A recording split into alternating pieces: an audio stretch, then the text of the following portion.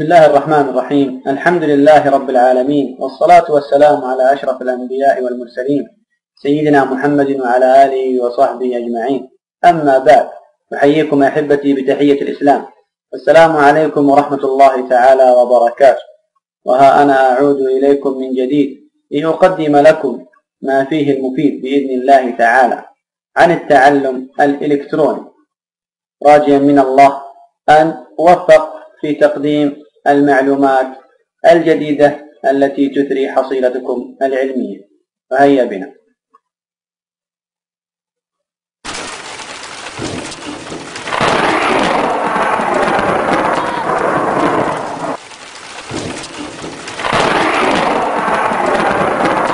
سأبدأ في المحور الأول، ألا وهو تعريف التعلم الإلكتروني. فقد اختلف الكثير من الباحثين في تعريف التعلم الإلكتروني، ولكني أرى أن أفضل هذه التعاريف وأكثرها شمولا ما ذكره الدكتور حسن زيتون، حيث عرف التعلم الإلكتروني بأنه تقديم محتوى تعليمي إلكتروني عبر الوسائط المعتمدة على الكمبيوتر وشبكاته إلى المتعلم بشكل يتيح له إمكانية التفاعل النشط مع هذا المحتوى ومع المعلم ومع أقرانه، سواء كان ذلك بصورة متزامنة أم غير متزامنة، وكذا إمكانية إتمام هذا التعلم في الوقت والمكان وبالسرعة التي تناسب ظروفه وقدراته، فضلا عن إمكانية إدارة هذا التعلم أيضا من خلال تلك الوسائط. ويحدد الكثير من الباحثين في هذا المجال كالدكتور عبد الله الموسى والأستاذ الدكتور حسن زيتون والمهندس عبد الحميد بسيوني والأستاذ الدكتور دلال الملحس على أن التعلم الإلكتروني يقسم بشكل رئيسي إلى نوعين أساسيين، هما التعلم الإلكتروني المتزامن أو المباشر، والنوع الآخر وهو التعلم الإلكتروني الغير مباشر أو الغير متزامن، وسنتعرف على كل نوع على حدة. النوع الأول وهو التعلم الإلكتروني المتزامن يحتاج إلى وجود المتعلمين في الوقت نفسه أمام جهاز الحاسب لإجراء النقاش والمحادثة بين الطلاب أنفسهم وبينهم وبين المعلم عبر غرف المحادثة أو تلقي الدروس من خلال الفصول الافتراضية. ومن إيجابيات هذا النوع أن المتعلم يستطيع الحصول على التغذية الراجعة من المعلم مباشرة لدراسته في الوقت نفسه. أما النوع الثاني وهو التعلم الإلكتروني الغير متزامن، والذي لا يحتاج وجود المتعلمين في الوقت نفسه أو في المكان نفسه.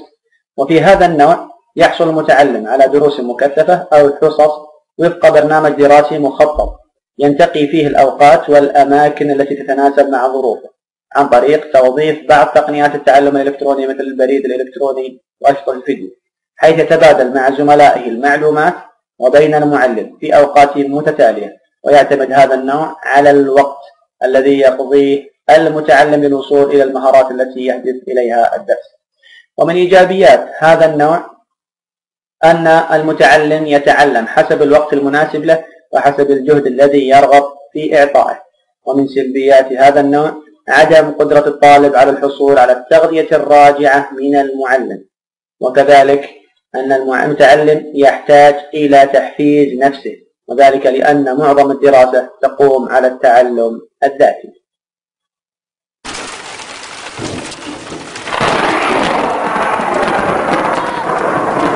وللتعلم الإلكتروني العديد من الخصائص، سنذكر منها أولا. ومن خصائص التعلم الإلكتروني أنه ينضوي التعلم الإلكتروني على تقديم محتوى تعليمي رقمي متعدد الوسائط، سواء كانت نصوص مكتوبة أو منطوقة أو مؤثرات صوتية أو رسومات خطية بكل أنماطها، من رسوم بيانية ولوحات تخطيطية ورسوم توضيحية وغيرها، ورسوم متحركة وصور ولقطات فيديو. ويتم تصميم المحتوى التعليمي على هيئة وحدات تعلم صغيرة أو مقاطع من المعارف والمهارات ممكنة التعلم في زمن يتراوح بين دقيقتين إلى 15 دقيقة، وما يميز هذا المحتوى هو سهولة توصيله للمتعلم، وكذا سهولة تحديثه وتعديله وتنقيحه. أما الخاصية الثانية وهي خاصية أن تقديم المحتوى التعليمي للمتعلم يتم من خلال الوسائط المعتمدة على الكمبيوتر وشبكاته. الخاصية الثالثة وهي أن التعلم الإلكتروني تعلم تفاعلي في أساسه، إذ يتيح للمتعلم إمكانية التفاعل مع المحتوى أو من خلال تفاعله مع المعلم وزملائه، سواء كان تفاعل متزامن أو غير متزامن. أما الخاصية الرابعة وهي أن التعلم الإلكتروني تعلم مرن، فهو يتيح للمتعلم أن يتعلم في الوقت والمكان الذي يريده وبالسرعة التي تناسب قدراته. أما الخاصية الخامسة في التعلم الإلكتروني وهي أنه يمثل المتعلم عنصرا رئيسيا في التعلم الإلكتروني باعتباره اللاعب الرئيس في تعلمه، وباعتبار أن احتياجاته وقدراته ونمط التعلم لديه من الأمور التي تؤخذ في الحسبان عند تصميم هذا التعلم وتنفيذه. وبذلك يمكن القول إن التعلم الإلكتروني يأخذ بتوجه التعلم التفاعلي المتمركز حول المتعلم. أما الخاصية السادسة والأخيرة هو أن هذا التعلم يدار إلكترونيا، حيث توفر الوسائط المعتمدة على الحاسب وشبكاته عددا من الخدمات أو المهام ذات العلاقة بعملية إدارة التعلم والتعليم، التي يستفيد منها كل من المتعلم والمعلم والمؤسسة التعليمية. وقد تكون هذه الخدمات إما قبول الطلاب وتسجيلهم في نظم الدراسة التي تعتمد التعلم الإلكتروني كنمط للتعلم، وكذا إصدار الشهادات للتخرج لهم، وقد يؤدي أيضا إلى تقدمهم الدراسي، وكذا توفير تعليم علاجي إلكتروني لهم متى اقتضت الضرورة لذلك. كذلك لا نغفل عن أنه يقوم بعملية إدارة الواجبات وإرسالها للمتعلمين، كذلك ملاحظتهم والتعليق عليهم من قبل المعلمين.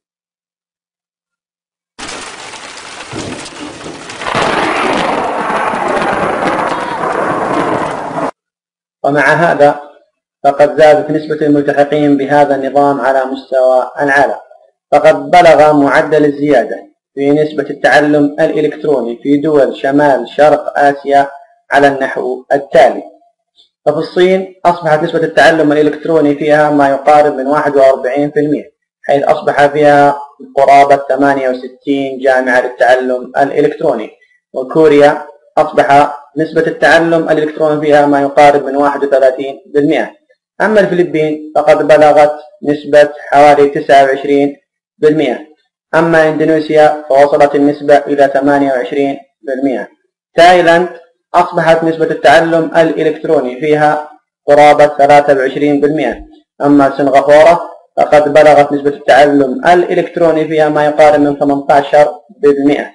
أما الهند فقد بلغت نسبة التعلم الإلكتروني فيها قرابة 17%، وهي تضم الآن حوالي 10 جامعات للتعلم الإلكتروني و62 مركزا للتعلم عن بعد بالجامعات. أما في هونغ كونغ فقد بلغت نسبة التعلم الإلكتروني قرابة 13%.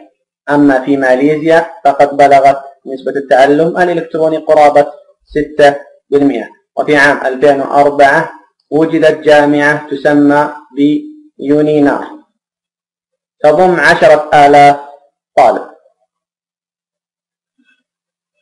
وقد أجرى الدكتور محمد توفيق سلام دراسة في جمهورية مصر العربية حول التعلم الإلكتروني بعد تطبيقه في عدد من المؤسسات التعليمية، وكان نتاجها كالتالي: أن هنالك نسبة حوالي 45.6% من الطلاب يستفيدون من المقررات على شبكة الإنترنت بشكل كبير، بينما هنالك نسبة تقدر ب 28.9% من الطلاب يستفيدون من المقررات على شبكة الإنترنت بشكل متوسط.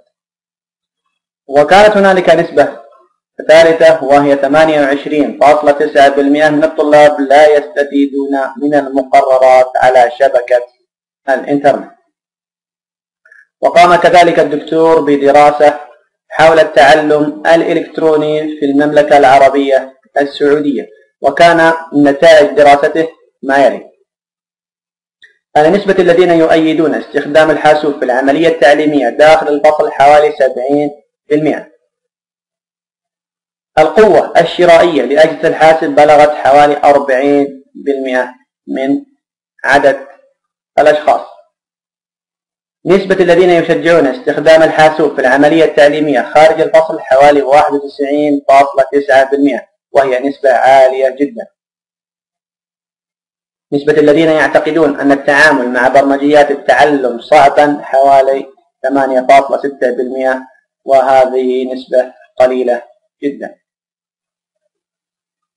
سأذكر لكم بعض الإحصائيات عن التعلم الإلكتروني في الجامعة المفتوحة البريطانية، ونتائج هذه الإحصائيات هي: أن معظم أعمار الطلاب تقع ما بين 25 إلى 45 عاما، ويبلغ عمر أكبر الدارسين حوالي 93 عاما، وعموما فإن متوسط أعمار الطلاب حوالي 37 عاما.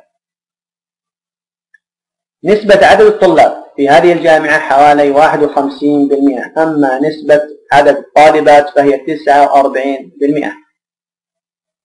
ونسبة طلاب الجامعة الذين لديهم مؤهلات تربوية أقل من المستوى A هي 38% من المجموع الكلي للطلاب، ونسبة الطلاب المعوقين أو ذوي الاحتياجات الخاصة هي 4.3%. ويصل عدد الطلاب الأجانب الذين يدرسون في الجامعة المفتوحة البريطانية من دول العالم المختلفة إلى 20,000 طالب، وبذلك أصبح هناك أكثر من 300,000 فرد يدرسون في الوقت الحاضر في الجامعة البريطانية المفتوحة، منهم 280,000 يدرسون مرحلة البكالوريوس، و20,000 آخرين يسجلون لدرجة الدراسات العليا تقريبا. وفي الختام أسأل الله العلي القدير أن أكون قد وفقت إلى تقديم ما فيه الجديد وما فيه الخير لكم، سائلا المولى جل وعلا أن يوفقنا وإياكم إلى ما فيه خيري الدنيا والآخرة. وآمل منكم الاطلاع على مدونتي والتعليق على مواضيعي، على أمل اللقاء بكم في مقاطع أخرى قريبا إن شاء الله. والسلام عليكم ورحمة الله تعالى وبركاته.